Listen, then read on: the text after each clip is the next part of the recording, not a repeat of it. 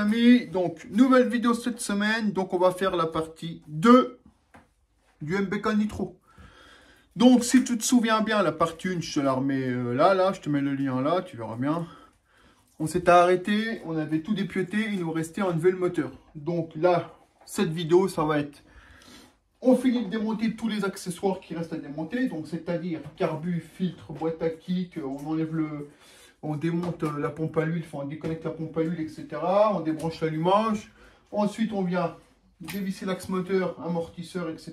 Et on vient poser le moteur sur l'établi. Ensuite, s'en suivra le démontage du moteur complet, c'est-à-dire enlever le cylindre, piston, allumage, tout ça. Pourquoi? Parce qu'on ne remonte pas ces pièces-là. Forcément, on change tout. Sauf l'allumage qui lui ne change pas, il reste d'origine. Donc on avait déjà prédévissé les axes et tout, mais ça ne sera pas maintenant, parce qu'il faut déjà qu'on enlève tout ce qu'il y a autour. Je te rappelle qu'il y a encore un peu de boulot. Donc je te blablate pas, je vais te montrer vite fait ce qu'il y a, et puis après on attaque direct. Je pense que je te ferai un petit timelapse, ou je te ferai au fur et à mesure, je te montre.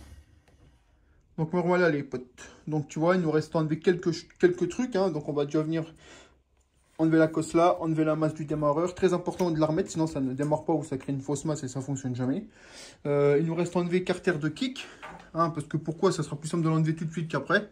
Il nous reste à enlever la boîte à air, forcément. Le petit carburateur qui est là, on le vire aussi. Du coup, il faudra enlever la cosse du starter électrique qui est ici. Il nous reste à enlever la durite de refroidissement. Toi, tu la vois pas, mais je vais te la montrer. Donc là, on a le tuyau de la pompe à l'huile que je vais devoir débrancher. De toute façon, on ne la remet pas, la pompe à l'huile. Hein. Il nous reste à enlever l'antiparasite. Bon, ça, c'est une connerie. Il nous reste à enlever la durite qui est en haut là-bas de refroidissement, si tu la vois. Après, normalement, pour enlever le bloc moteur. Donc, pareil, il faut que je voie avec le client, mais il faut que je lui dise que sa béquille, il ne pourra plus l'utiliser. Avec le pot Yasuni CSS, ça ne passe pas. Ah non, c'est un pot qui passe bien droit, donc ça ne passera pas. Donc voilà, en gros c'est ça. Tout ce qui est allumage, tout ça, on l'enlèvera une fois que le moteur est posé, puisqu'on va ouvrir le carter. Déjà, on va le nettoyer un peu. Et on va ouvrir le carter pour tout changer. Forcément, on change le vilebrequin pour mettre un modèle Stage 6 renforcé qu'encaisse sans problème le top rose. Donc bah écoute, on blablate pas. On va déjà commencer par enlever tout ce qui est carter de kick, boîte air, etc. Je vais te poser le téléphone quelque part. On va se démonter ça ensemble. Allez, c'est parti. Bon, c'est parti, donc j'ai déjà prédévissé un peu. Pourquoi? Parce que c'était tellement dur que ouais, ça n'a jamais été démonté. Donc maintenant, on démonte. Donc moi, les vis de boîte à kick, je les connais par cœur. Donc j'ai pas besoin de les ranger dans l'ordre. Hein. De toute façon, tu peux pas te tromper. Tu en as une grande ici et une plus grande au milieu. Après, les autres, elles font toutes la même taille. Sauf qu'au-dessus, là, tu en as deux moins épaisses d'origine, sous le nitro. Une qui tient ta patte de frein, qui est là. Et une autre, parce que j'en voulais en mettre une, tout simplement. Donc moi je sais où elles vont, donc ça ne me pose pas de problème.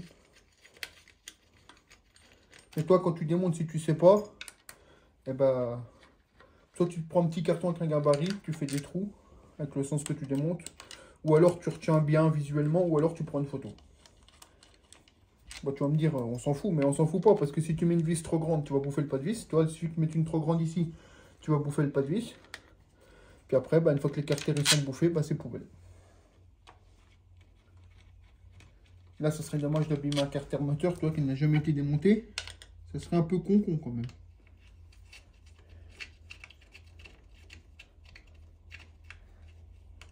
Donc mine de rien, il reste encore pas mal de petits boulots là-dessus, parce que je pensais qu'il ne nous restait plus grand-chose à enlever, mais il nous reste un peu quand même. Le but, c'est de le poser sur l'établi là-bas, sans tous les accessoires, quoi, parce qu'après, il faut tout remonter là-bas. Par contre, j'espère que la béquille, je vais réussir à l'enlever, parce que la maladie là-dessus, c'est que les axes de béquille grippent. Et j'en ai déjà vu, même à la presse, ils n'arrivent pas à les enlever. Ils finissent par la couper. Donc, on verra bien. De toute façon, en tous les cas, on ne pourra pas la remettre. Ça, c'est sûr. S'il veut mettre une béquille, il faut qu'il mette une béquille sur le côté, une latérale. Donc là, tu vois, hein, je ne sais pas si tu vois, carter de kick nitro, avec le joint d'origine et tout. C'est hyper propre. On a tous les petits tétons. Tu as un téton là. Un téton là. Alors je vais te montrer que tu vois bien que ça fait... Il faudrait la lampe s'il te plaît. Je vais te montrer, tu vois bien que ça fait longtemps qu'il n'a pas roulé. Tout simplement, bah regarde pourquoi. Parce que tu vois que la courroie, bah, elle a séché avec le temps. Regarde, toi elle est toute... ça a rouillé, toi le correcteur a rouillé. Donc ça c'est la merde. Parce qu'à mon avis, j'espère que ça... Oh non, ça on a de la chance, ça part. Donc là, on va venir virer toute la variation. Pourquoi? Bah parce que... Non, tu me diras, on le fera ensemble après là-bas. On pourra le faire ensemble après ça. Ça, j'y touche pas. On le fera ensemble. Maintenant que ça c'est fait, je vais prendre toutes les vis, je vais les mettre dans le carter de kick. Hop. Toi, tu vois pas, mais tu vois. Je prends toutes les vis, hop, dans le carter de kick.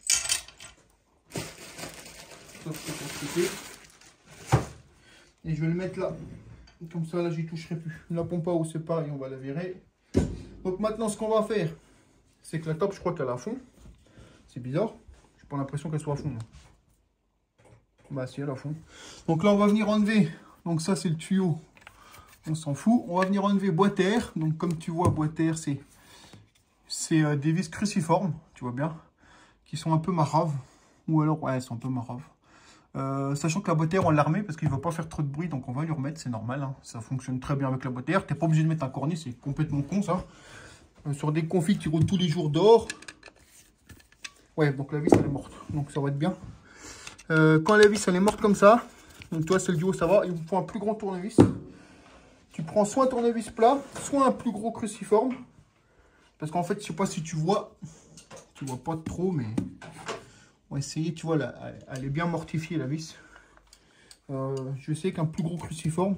Je te garantis pas que ça y aille. Voilà, tu vois. C'est bon, là, on est bon. Donc là, c'est pareil, tu vois. Tu vois qu'il y a une petite patte en ferraille. Tout ça, c'est des pièces d'origine. Tu vois, là, ça retient le... C'est la mise à l'air du réservoir. Donc, tu vois, ça vient passer comme ça. Donc, ça, faut pas les perdre. Après, c'est pas que c'est grave, mais bon, le truc, c'est que là, il est full origine, tu vois. Donc, ce serait con de perdre des pièces, quoi. Donc, tu vois la gueule des vis. Il a dû déjà démonter une fois pour peut-être un entretien. Et puis, bah, ils sont pas bons de tournevis. Et puis, bah, voilà, quoi. T'as compris, quoi. Tu vois, là, j'ai vu que celui-là, que ça n'allait pas. Bah, j'ai pris tout de suite un plus gros. Et là, ça a été. Donc là, la boîte air est dévissée, mais elle tient encore. Tout simplement parce qu'elle est fixée. Tu m'excuses, hein, je fais le téléphone en même temps. Elle est fixée ici, par ce petit collier. Donc là, tu viens, t'appuies, hop, tu l'enlèves. Et après, tu viens tirer dessus, puis elle va s'enlever. Alors, des fois, quand ça fait des années, le manchon, là, il est tout sec. Hein. Donc, tu tires dessus, quoi. T'as pas le choix. Tu le casseras pas, ne t'inquiète pas. D'ailleurs, on va essayer en live. Tu vois. Voilà. Donc c'est ce manchon là, bien sûr on nettoiera, tu vois, parce que je vais pas remonter un bloc neuf comme ça. Puis je t'expliquerai comment monter ton carbu de 21 ou 19 sur ça quoi. On enlèvera la bride, parce qu'il y a une bride là, enfin c'est une espèce de bride, enfin je t'expliquerai. Hop, ça on va le poser là. Maintenant ce qu'on va faire, c'est que je vais venir enlever le carbu qui est ici. Donc là tu vois on a des petites vis spéciales. Espèce de petit torse pointu là. Moi je les ai, mais si tu les as pas, tu peux prendre une pince pour dévisser là. Parce que le collier là, il n'est pas très serré. Par contre, pour les vis de boîte à clapper que je te montrerai après, on a le même système là. Là, c'est plus compliqué quand tu n'as pas de truc. Mais tu y arrives quand même, t'inquiète. Donc là, ça tu t'en fous, c'est un cache. Hein. C'est ce qui cache le starter électrique. Tu prends la clé qui est là et on vient dévisser ici. C'est parti. Donc tu m'excuses, je pose le téléphone comme je peux. Donc tu vois, c'est ces embouts comme ça. Tu vois, avec un trou au milieu. Donc là, c'est le T20 pour enlever ça. Tu viens dévisser, puis ton carbu va s'enlever tout seul. Si tu n'as pas, tu prends une pince multiple et tu viens dévisser parce que c'est pas tellement serré ça. Et si tu veux changer le collier, bah tu peux. Tu mets un collier classique et c'est bon. Après, sauf que là, comme je te dis, il est full origine, donc ça n'a jamais été démonté. Bon, allez, c'est parti. Je te montre pas ça. Hein. Tu le dévisses et t'enlèves. Donc, comme tu vois, là, le carbu est démanchonné. C'est bien. Par contre, tu es retenu par ça. Donc toi, si tu gardes ton carbu d'origine, si tu démontes pour un nettoyage, un changement, machin, tu fais attention, ça c'était une durée de réchauffeur. En fait, le liquide de refroidissement passe dans le carbu autour pour éviter qu'il gèle en hiver. Quand je te dis qu'il gèle, c'est pour éviter que le boisseau gèle avec le froid. Donc nous, on va le supprimer parce que sur l'autre carbu, on n'en aura plus. Hein, on va le supprimer, nous. Et là, la petite durite que tu vois ici, là, c'est la durite d'huile, de la pompe à l'huile qui remonte pour aller graisser le moteur, forcément. Donc là, tu vois, c'est des petits colliers spécifiques. Donc là, je pense que vu les gueules des durites, elles vont péter quand je vais les retirer. C'est pas très grave parce que moi, je les remets pas. La pompe à l'huile, on la supprime et les réchauffeurs, on ne les met pas non plus. Par contre, toi, si tu remontes tout ça toi-même, fais attention. Hein, si la durite, tu vois qu'elle est craquelée, machin, tu la changes. Hein. C'est pas pour le prix. Parce que dis-toi bien que si tu remontes une durite un peu craquelée d'huile et qu'elle se barre ou qu'elle pète, tu serres le moteur direct. Ça, c'est clair. Et le réchauffeur d'huile, enfin le réchauffeur d'huile, excuse-moi, le réchauffeur, là, si la durite, elle pète, et qu'il y a une fuite, tu perds ton liquide de refroidissement. Du coup, ton moteur il va surchauffer et du coup, tu vas serrer. Hein, c'est pas plus compliqué que ça. Voilà. Donc là, bah, toi, c'est des colliers un peu spécifiques. Donc là, je prends une pince, je vais tirer dessus. Et puis, j'enlève tout ça. Puis après, le carbu, je vais le laisser pendre. Je vais le mettre là. Parce que le carbu, là, de toute façon, je ne le remets pas. Allez, c'est parti.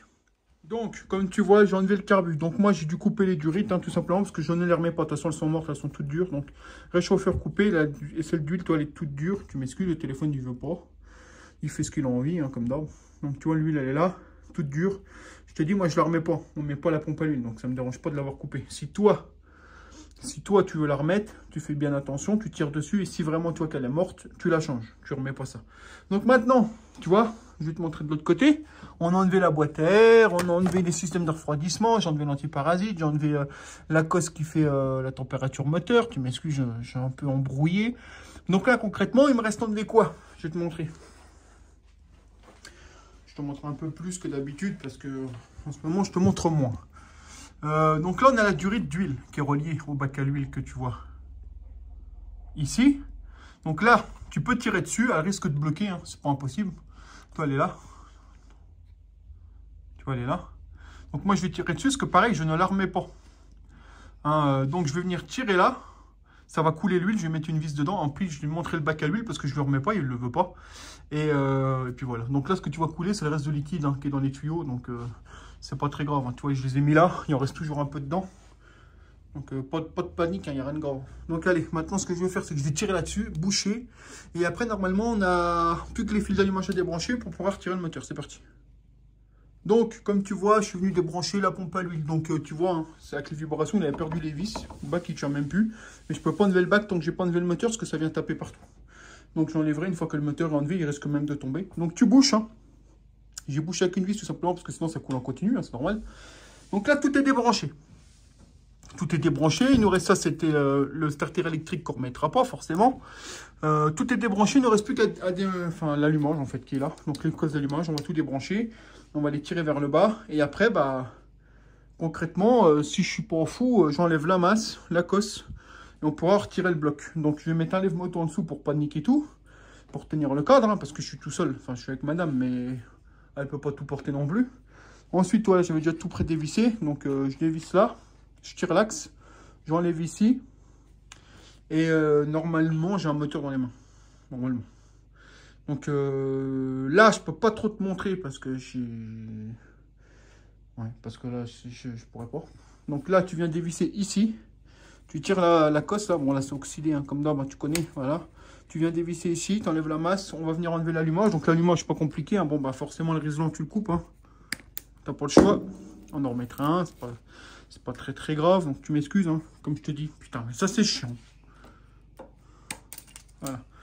Tu m'excuses, le téléphone, il fait ce qu'il a envie. Me demande pas pourquoi, j'en sais rien.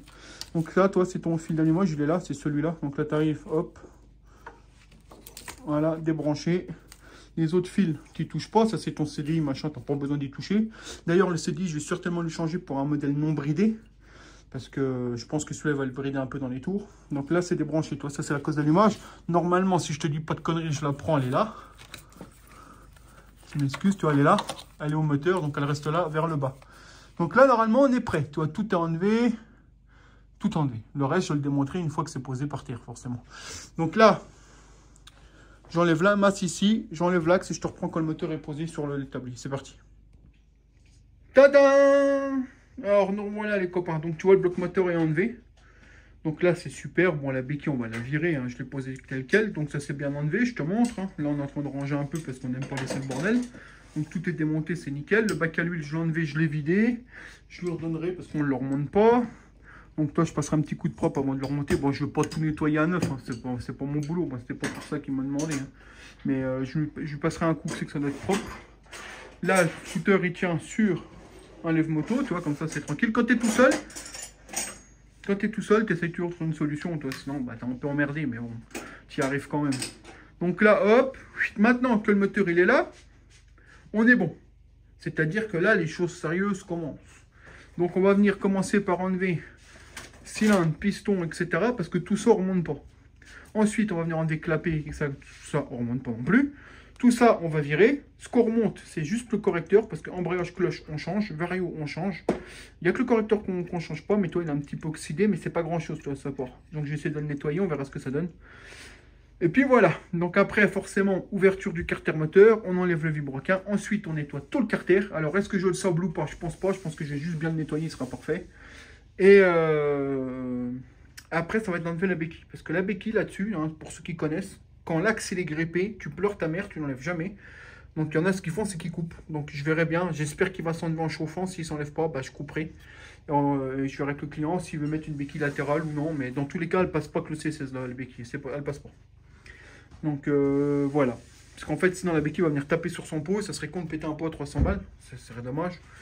Donc voilà, donc ce qu'on va récupérer là-dessus, c'est simplement la durite là parce qu'elle a rien, on la récupère, et son allumage qu'on va enlever et qu'on remettra tout simplement parce qu'il garde l'allumage d'origine. Il ne veut pas mettre un allumage plus performant, c'est pour se promener, ça va le brider un peu, mais ça fonctionnera. Je vais lui demander d'acheter le CDI débridé, comme ça sera un peu mieux, ça sera parfait.